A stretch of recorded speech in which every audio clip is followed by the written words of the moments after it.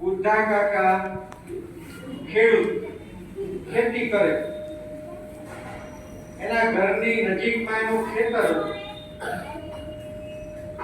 એ બુદ્ધા કાકા દરરોજ ખેતરે જાય, દરરોજ પોતાના ખેતરની ફરતે આંટો મારે કે ફરતે વાડ કરેલી છે બરાબર છે કે નહીં, કોઈ નુકસાન થયું છે કે નહીં. એક દિવસ સવારમાં બુદ્ધા કાકા પોતાના ખેતરે જાય છે. સાંભળો બધાય. ફરતે આંટો મારે ખેતરની ફરતે વાડ. તો વાડમાં એક જગ્યાએ જુએ છે કે ત્યાં છીંડું પાડેલું હતું. એની વાડ કરેલી હતી, એમાં છીંડું પાડેલું હતું. છીંડું એટલે સમજો છો ને? સિટીના બાળકોને છીંડું શબ્દ કદાચ ખબર ન હોય. છીંડું એટલે કોઈ રસ્તો કરી દીધો અંદર જવાનો, અંદર જઈ શકાય એવો રસ્તો કરી દીધો. એટલે બુદ્ધા કાકા ઉભા રહે અને એકલા મનમાં વિચાર કરે અને બોલે છે કે આ છીંડું કોણે પાડ્યું હશે? જેણે પાડ્યું હોય એને મારે મેથી પાક ખવડાવવો છે. મેથી પાક એટલે સમજો છો? કેટલા મેથી પાક ખાધો છે?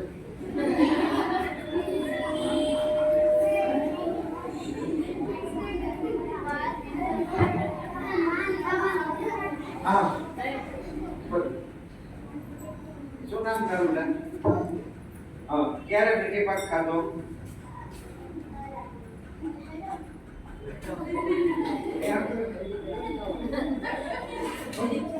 ક્યારે મેથી પાક ખાધો? હા, મેડમ પાસે. સાહેબને સ્વાગત છે.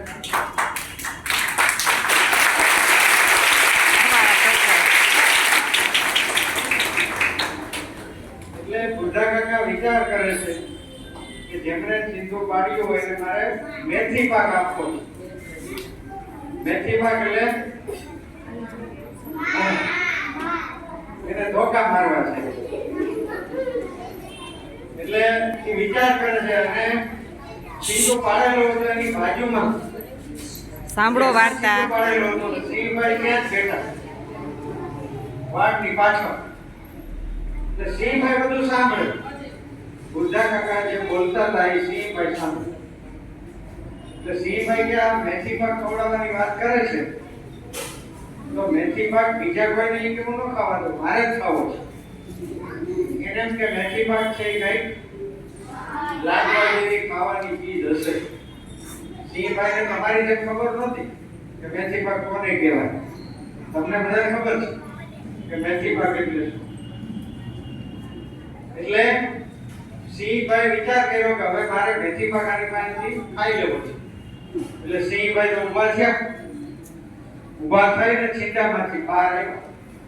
બુદ્ધા કાકા જોઈ લીધા કે સિંહભાઈ આવ્યા, હવે શું કરવું?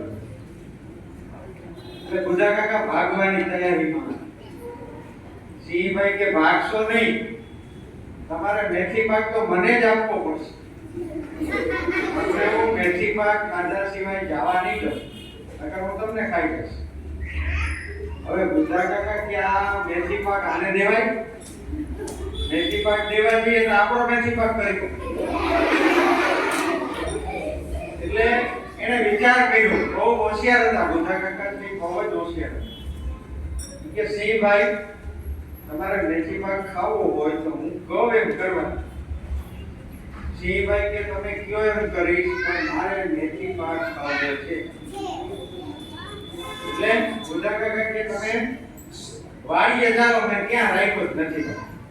મારી વાડી પાસે મકાન છે, ત્યાં મેં મેથી પાક રાખેલો છે, મારી સાથે આવો. સિંહભાઈ કે કાંઈ વાંધો નહીં, મેથી પાક મળતો હોય તો બુદ્ધા કાકા જેમ કહે એમ કરવા હું તૈયાર. વાડી પાસે જાય છે. નિરાજ. બુદ્ધા કાકા ઓરડીમાંથી એક કોથળો લાવે છે.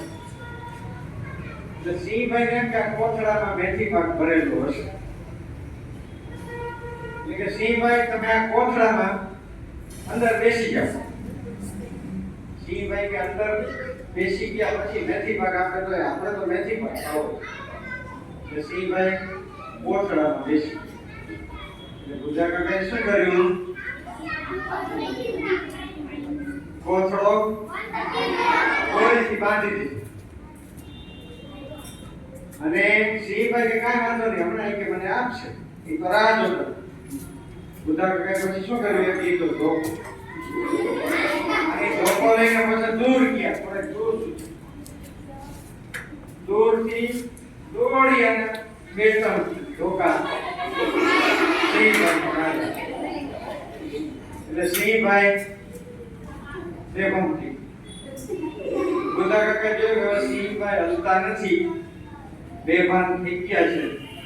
એટલે એણે કોથળો બાજુની નદીમાં જવા દીધો. જેવું પાણી ની અંદર કોથળો જાય છે એવા સિંહભાઈ ભાનમાં આવે છે. ભાનમાં આવે એટલે પોતાના નોરથી કોથળો ફાડી નાખે અને બહાર આવ્યો. અને જોયું કે બુદ્ધા કાકાએ મને મેથી પાકને બદલે માર માર્યો છે, એટલે એની પાછળ દોડે છે.